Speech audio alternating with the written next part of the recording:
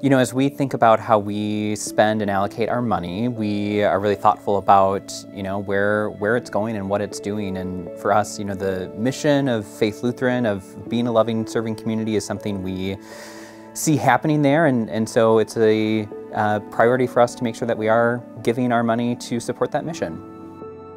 I watched my parents pledge and give as a child, and so it's important to me that our children see us pledging and giving back to God because He's given us everything.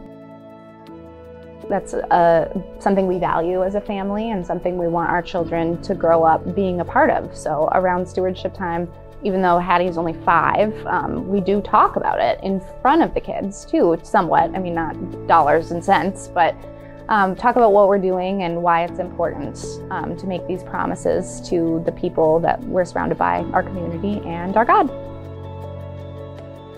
Every time I walk into the building, just seeing the activities going on here, seeing the community that's being built, hearing about the activities with the harbor and, with Hamilton Elementary, seeing things that are going into the community, knowing that our gifts are a small part of what helps that continue to operate and function. To me, that's super inspiring and part of why we continue to give.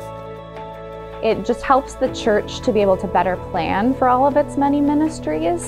It helps build the budget that we approve at the annual meeting, and without knowing, or having some sense of how much money is going to come in, it makes it very difficult to build new ministries and new outreach efforts, which we've done a lot of recently with the Harbor Food Shelf and just lots of great support groups springing up.